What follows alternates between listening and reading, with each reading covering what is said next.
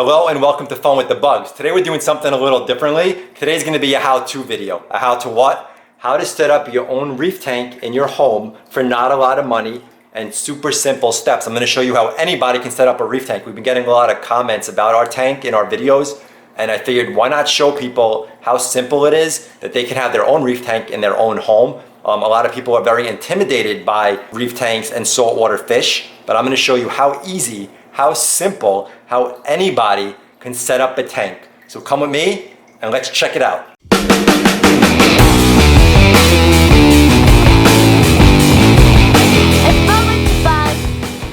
It is a 55-gallon saltwater tank. It is a reef tank. We have corals in the tank. And one thing to note when it comes to saltwater tanks is the bigger the better. So if you're gonna start a saltwater tank, do not go out and get a 10-gallon tank. Don't get a 20-gallon tank. You only wanna do small tanks if you know what you're doing. The smaller tanks are much harder to maintain. And if something does go wrong, you don't have as much water to keep everything stable. So things can go really down quickly. So you're gonna think you're a beginner, I don't wanna get a big tank, but actually the bigger the tank, the better as for beginners when it comes to saltwater tanks. 55-gallon tanks are really good for fish only. Some people do not prefer them for reef tanks because they don't have the depth, they're much narrower. But as you can see, our tank actually needed this width as it is perfectly fits in this spot. Another thing to take in consideration is the weight of a tank. Tanks are extremely heavy, water is very heavy. So you want to make sure wherever you put a fish tank, it's going to support it. Don't just put it on any piece of furniture. We're talking about hundreds and hundreds and hundreds of pounds for a fish tank. Obviously the first thing you need is a tank. My recommendation is Petco and PetSmart. They usually have $ per gallon sales where you can get a 55-gallon tank for $55. They run them a couple times a year. You can also, the 40 breeder, which is also a great tank to start with, is $40. So the tank right there, not expensive. What you see here is all called live rock. This is what you're gonna need in your tank. Now live rock can either be purchased live from your fish store, or it can be purchased as called dry rock. So it's not alive, it's not sitting in water, and it's a lot cheaper, probably half the price, if not more than that. So dry rock will become live rock, and that's really all your filtration in a saltwater tank is your live rock. All your bacteria lives within the rock. So basically all you really need is this tank, is you need the rock, and you need a heater, which we have back there, and we have a Wavemaker. This is the Jebao RW-8. Is a very powerful Wavemaker, probably like $60, $70 I might have paid for this Wavemaker. And that one Wavemaker is enough to power this whole 55-gallon tank. It is that powerful. And basically what you want it to do is you want to break up the top of your tank, which will allow oxygen to enter the tank. And as you can see, the corals are blowing, so you actually get nice movement just from that one Wavemaker. So right there, we got live rock, we got a Wavemaker, and we got a heater. And right there, you're done. You can set up a fish tank. You can have your own saltwater aquarium with just that alone. That's how simple it is. Oh, sorry, and a light. You obviously need to light the fish tank. So if you want to have corals in your tank, you need a little bit of a better lighting. So we have an LED light. Lights on eBay to do a 55-gallon tank. We should actually have two of these, but we only have one. But you can get two lights, and you can get them on eBay now for two of them for like $150. And you can run a full tank with corals and everything with just that lighting alone. If you didn't want to do corals and you just wanted fish only, and you didn't want like live corals in your tank like that, which require lighting. Fish don't require any kind of special lighting. It's just the corals that do.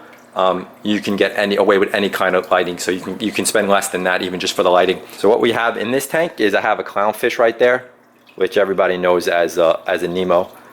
And right there you see a yellow eye whole tang going to the back there, and there you have a coral beauty, which is an angelfish.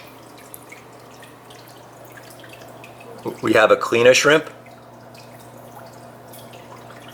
And in the back, that blue fish swimming around is called a Melanoris wrasse.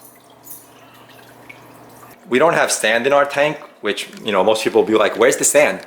Sand captures a lot of dirt and poop, called bare bottom tanks, and very popular now. So you don't even need to spend money on sand in your tank. So you can even save money right there. Most of the fish in here are over a year old. Our clownfish is over 2 years old.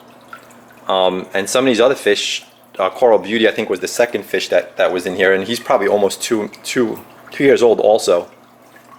And the other guys are all over a year old. The coral, that's a torch coral right there. That's a Duncan coral. We have a green star polyp. And we have a Lobo. Not lots of corals in our tank. I kind of, in the beginning, started buying corals and then kind of slowed down and just let the tank do its thing, and I never really filled it up with too much corals. The most important thing when starting a saltwater tank is patience. The first 3 to 4 weeks of setting up a tank, you don't want to add any kind of fish. It's called a cycle period. So it cycles the tank and it starts building all your good bacteria. And then after that, you would add fish slowly. So you would add like 1 fish. You would wait like a week or 2. You would wait for your good bacteria to build up. You would add another fish. You know, wait for the bacteria to build up. As you can see, there's not many fish in the tank. Fish like room. Saltwater fish need room. They need space. So you can't overstock a saltwater tank. And another thing besides that is the more fish, the more waste. And then the more problems that your tank's gonna have. And as you can see, there's a fish right in here, which is a Midas blenny.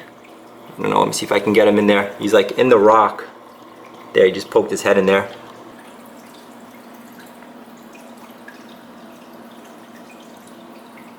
So we in this tank, we also have snails are in the tank to help clean like algae off the glass. And we have hermit crabs, which are also in here, and I'll see if I can find one. That's a snail down there. I'm gonna see if I can find a hermit crab. There's a guy right in there. Let me see if I can get in there. So that's our hermit crab in there. That's my big guy. So, super simple. 3 or 4 pieces of equipment, and you're good to go. And I'm just gonna show you a couple things additional that I have on my tank that aren't things that you have to have.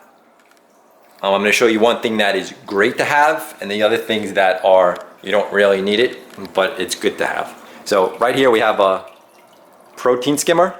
Now the protein skimmer is the only form of filtration that will actually remove waste from the tank. So through these bubbles, it removes the waste, brings it up to the top, and empties in this cup. So the waste isn't sitting in the tank. Protein skimmers are great to have. Now, this one is extremely inexpensive, and it still does more than nothing. So this costs about $30 from Amazon. It's an in-tank protein skimmer, and again, it works and it's better than nothing.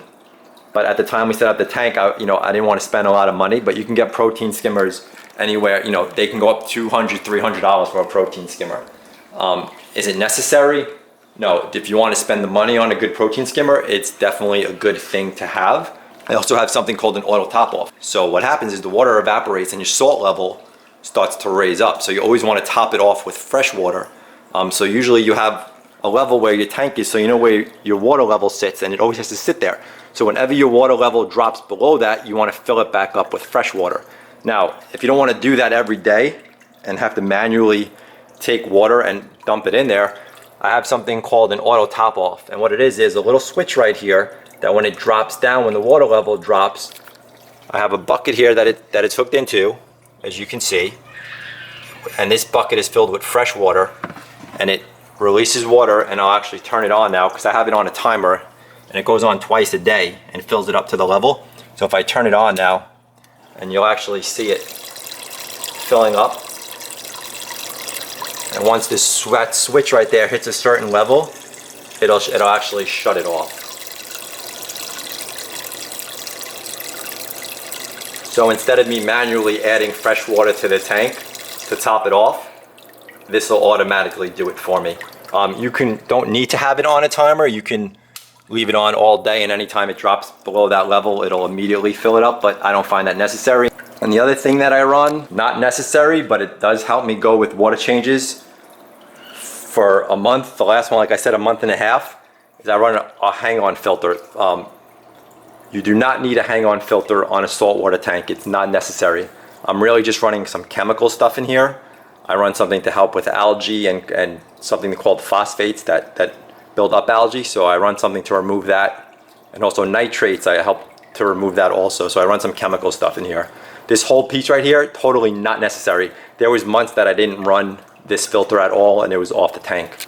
So I'm just showing you how simple, how easy, how inexpensive you can actually set up a saltwater tank in your own home. It's not intimidating. It's not as hard as people think. Like if I can do it, anybody can do it. You just need to have some patience and obviously you need to enjoy it. So if you enjoy it, you're gonna give it the time and the patience that it needs. So just a breakdown again. The fish tank, $55. Petco PetSmart, $1 per gallon sale. Done.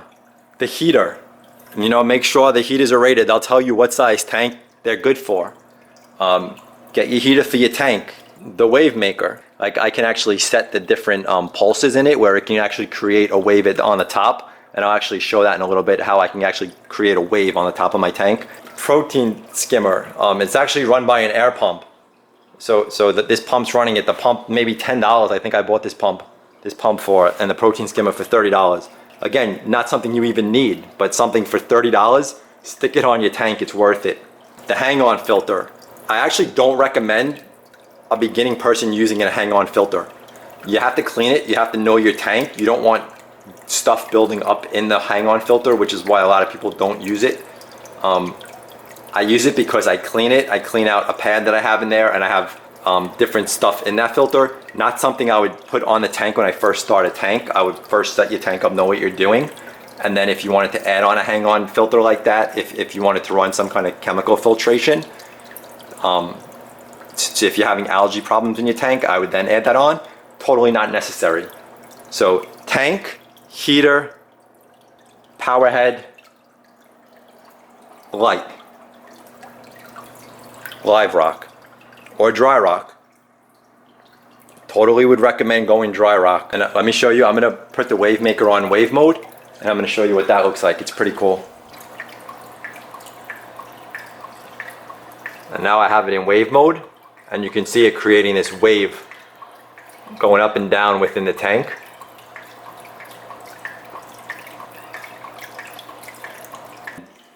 I hope you guys enjoyed. Please give us a thumbs up, please subscribe.